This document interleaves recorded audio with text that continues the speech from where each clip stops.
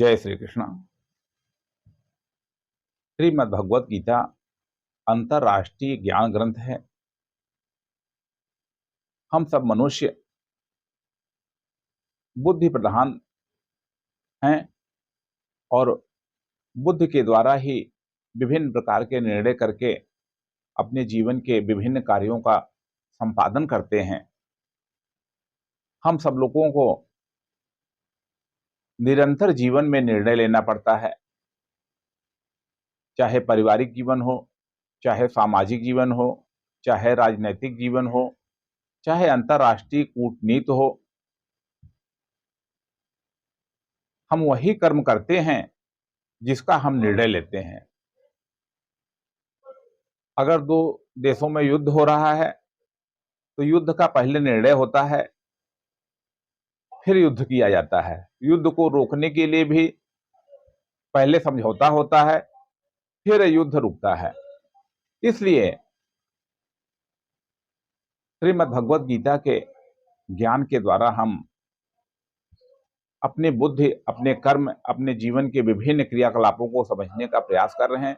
आइए गीता शब्द शब्द प्रेरणा के अंतर्गत आज हम तीसरे अध्याय के प्रथम श्लोक को अभ्यास करते हैं, जो इस प्रकार से है।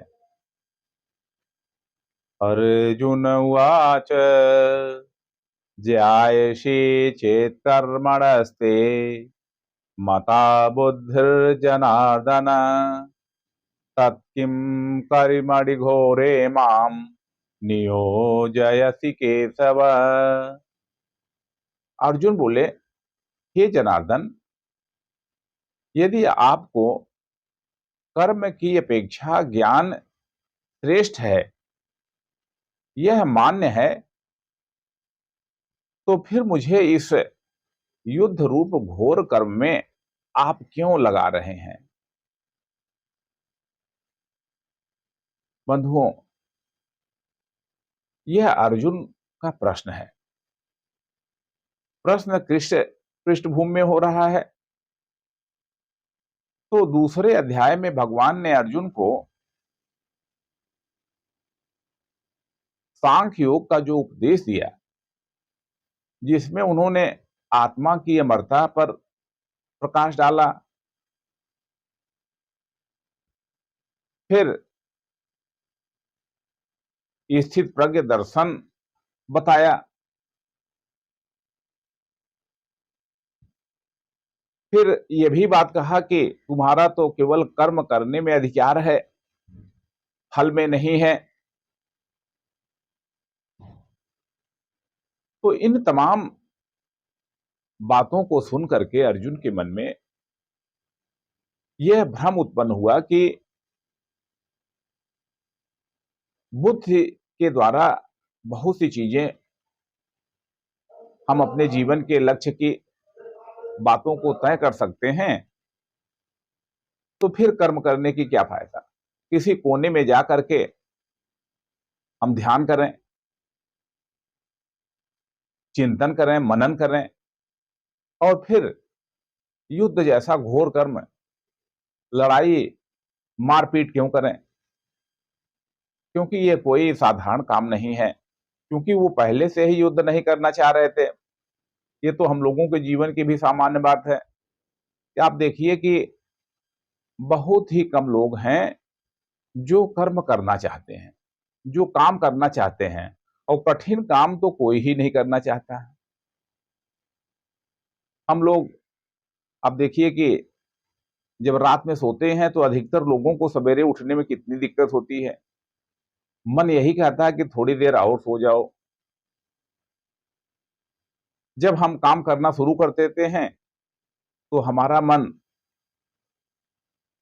जो कर्म में आने वाली कठिनाइयां हैं, धूप है, ठंडक है, प्रतिकूलताएं हैं, उससे हम घबरा करके उस कर्म से भागने लगते हैं। तो काम से भागना कोई नई बात नहीं है।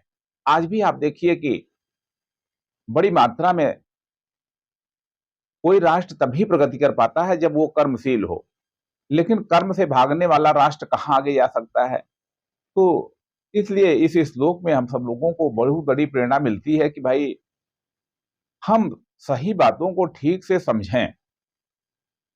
वास्तव में जो बात भगवान ने बताई उसको अर्जुन समझ ही नहीं पाए, लेकिन उनके मन में समझने की इच्छा थी।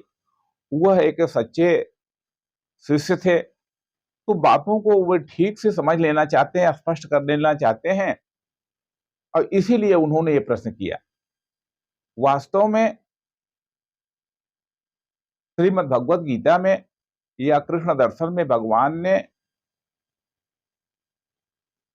बुद्धि योग का और कर्म योग का दोनों का समन्वय किया है। यदि वो ज्ञान को बुद्धि योग समझ लेते तो शायद यह समस्या उनके पास नहीं आती।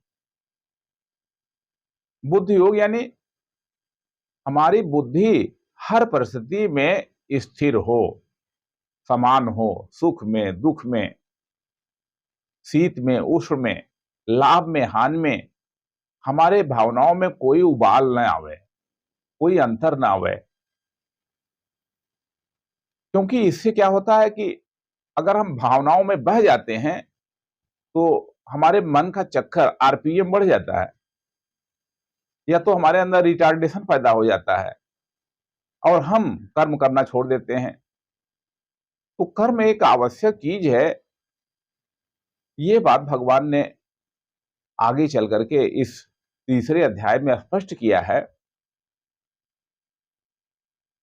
और इसीलिए हम सब लोग गीता स्वाध्याय के द्वारा समाज को यह संदेश भी देना चाह रहे हैं कि ज्ञान और कर्म दोनों का जीवन में संपादन आवश्यक है। हम लगातार चिंतन मनन करके इस बात पर पहुंचे कि कर्म से हमें भागना नहीं चाहिए, कर्म तो करना ही चाहिए, लेकिन कर्म में कहीं हम खो न जाएं, कर्म में भी इतना ज्यादा लग न जाएं कि कर्म कैसे किया जा रहा है उस पर ध्यान ही न दे पाऊं। अगर हमें उत्कृष्ट कर्म करना है और हमें जो निकृष्ट कर्म है उनका त्याग करना है, तो पहले हमें निर्णय लेना पड़ेगा, अपनी बुद्धि को स्वच्छ बनाना पड़ेगा। और स्वच्छ बुद्धि से ही हम निर्णय ले पाएंगे कि ये जो किया जा रहा है इसे करना भी चाहिए कि नहीं चाहिए। अधिकतर समाज में बौद्धिक प्रशिक्षण न होने के नाते, जीवन के सूत्रों का अन्वेषण न होने के नाते आप देखिए कि हम उन कर्मों में ही लगे रहते हैं कि जो कर्म हमको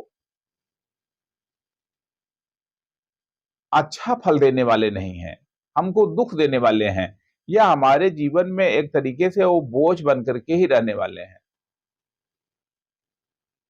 अब मान लीजिए किसी व्यक्ति ने आपको 1 लाख रुपए देने का वचन दिया और उसने एक आपने स्वीकार भी कर लिया। ये रुपया कौन नहीं स्वीकार करता है, धन कौन नहीं स्वीकार करना चाहता है। 1 लाख रुपया उन्होंने दिया, लेकिन दूसरे दिन वो सिक्कों की 4 बोरियां लेकर के पहुंच गए। अब बताइए कि आप चेक लेना पसंद करेंगे कि रुपए की बोरी लेकर के पसंद करेंगे? सिक्के लेना पड़ेंगे, क्योंकि सिक्कों में तो वजन होता है।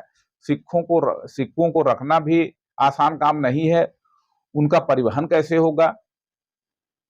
अच्छा यही होता कि 2-2 हजार की नोटें मिल जाती तो बड़ा आसान हो जाता। अब यहां पर आपको निर्णय करना पड़ेगा कि हम इन सिक्कों को लें कि न लें। तो इसी प्रकार से जीवन के हर क्षेत्र में अनेक प्रकार के हम देखते हैं कि हम भोजन करते हैं तो हमें निर्णय करने पड़ता है कि हम इसको खाएं कि न खाएं।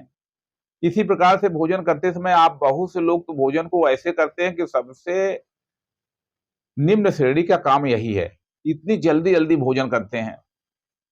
जैसा वैज्ञानिक बताते हैं कि भोजन के समय पानी नहीं पीना चाहिए, लेकिन वे उसी समय पानी ज्यादा पीते हैं। आप देखिए कि हमारे यहाँ शादी, बारात इत्यादि में आइसक्रीम जरूर खाई जाती है। आपने भी कहीं पढ़ा होगा कि भाई आइसक्रीम तो ये अपनी जो जठराग्नि है उसको मंद कर देती है, क्योंकि ये ठंडी है। तो भोजन के बाद हमें आइसक्रीम इत्यादि चीजों को नहीं खाना चाहिए, लेकिन ये चलता है। कौन सा भोजन करना चाहिए, कब करना चाहिए, किस मात्रा में करना चाहिए, जिससे कि अपना शरीर स्वस्थ रहे, इसका निर्णय भी हमारी बुद्धि से ही होता है। तो हम लोग सभी गीता स्वाध्यायी बंधुओं से आग्रह है कि श्रीमद् भगवत गीता को हम लोग एक प्रेरणा ग्रंथ के रूप में नई पीढ़ी तक ले जाएं। हर बच्चे को, हर विद्यार्थी को हम लोग गीता से परिचय करावें। आज वह श्रीमद् भगवत गीता का शब्द सुनेगा, नाम सुनेगा, और यदि उनके मन में जिज्ञासा हो जाएगी कि यह तो वास्तव में हम लोगों के दैनिक जीवन में आने वाले सभी प्रश्नों का समाधान किया गया है, कैसे हम अपने बुद्धि को स्वच्छ रख सकते हैं, कैसे हम कर्मों के बंधन से मुक्त हो सकते हैं, कैसे काम से, कैसे क्रोध से, कैसे राग से, कैसे द्वेष से, इन तमाम परिस्थितियों से कैसे निपटा जाए, जीवन का प्रबंधन कैसे किया जाए। तो इन तमाम बातों के बारे में श्रीमद् भगवत गीता के जीवन सूत्रों के द्वारा निर्णय करने में बहुत ही मदद मिलती है।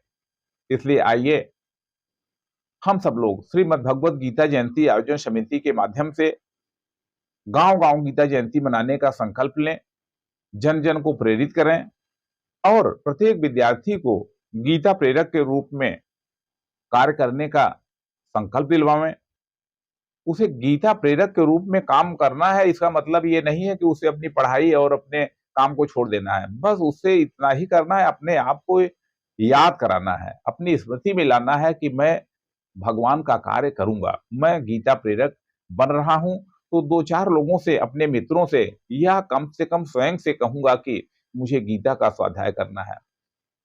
धन्यवाद बंधुओं, आप सब लोगों का इस गीता स्वाध्याय आंदोलन में अपार सहयोग मिल रहा है।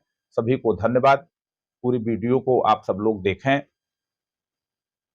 उसे फेसबुक, इंस्टाग्राम और अन्य जगहों पर जहां आप शेयर कर सकते हैं शेयर करें, लाइक करें, और आग्रह है कि वीडियो सुनने के बाद आप लोग अपना मत भी व्यक्त करें, जिसे हम कमेंट कहते हैं। इस प्रकार से हम सब लोग मिल करके इस आंदोलन को आगे बढ़ाएं। जय श्री कृष्ण। हरे कृष्ण हरे कृष्ण।